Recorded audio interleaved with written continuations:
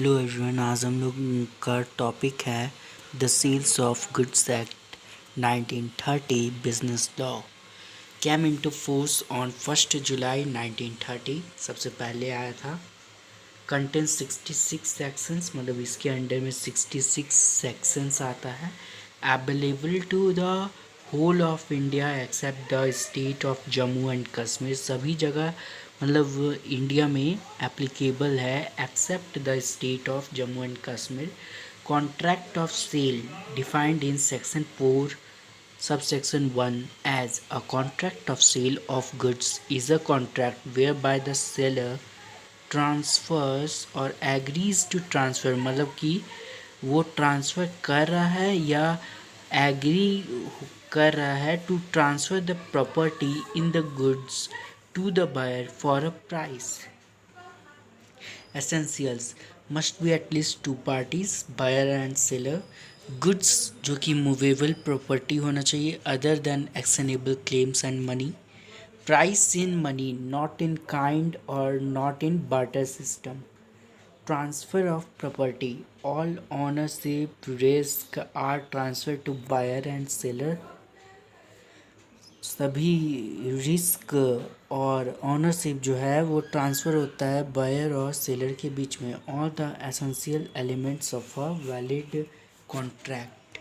It includes both sale and agreement to sale, मतलब इसमें cell भी आता है और एग्रीमेंट टू सेल भी आता है।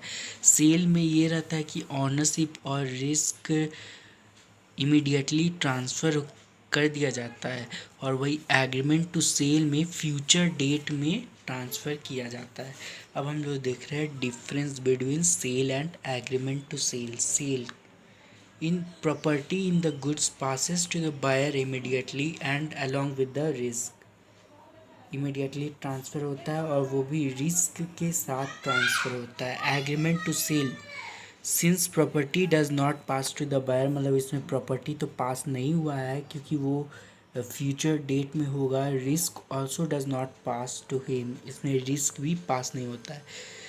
और सेल जो होता है वो एग्जीक्यूटेड कॉन्ट्रैक्ट होता है। Contract for which consideration has been paid, मतलब जिस कॉन्ट्रैक्ट ऐसा कॉन्ट्रैक्ट जिसके लिए कंसिडरेशन को पे कर दिया गया है।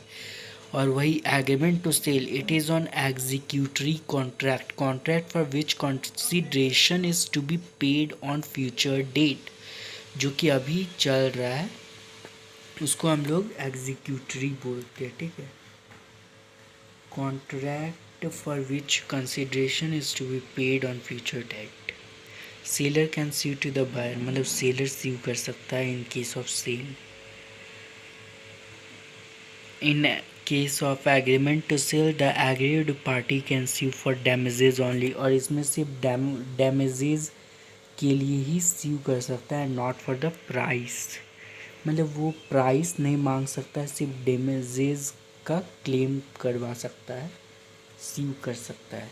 Subsequent loss of goods liability of the buyer, और ये बायर का लाइबिलिटी होता है, और यहाँ पर such loss liability of seller. Agreement to cell में लाइबिलिटी होता है सेलर के लिए, और वही सेल का केस में वो बायर का लाइबिलिटी होता है। Breach on part of seller gives buyer double remedy, और यहाँ पर कोई भी ब्रीच होता है सेलर को यहाँ पर डबल रेमेडी मिलता है। और यहाँ in case of agreement to sale buyer remedy would be to file a suit for damages only, यहाँ पर मतलब कि सिर्फ वो डैमेजेस में क्लेम करवा सकता है, शूट फाइल करवा सकता है। ठीक है। ये था the sales of goods act 1930 का इंट्रोडक्शन। एसेंशियल्स।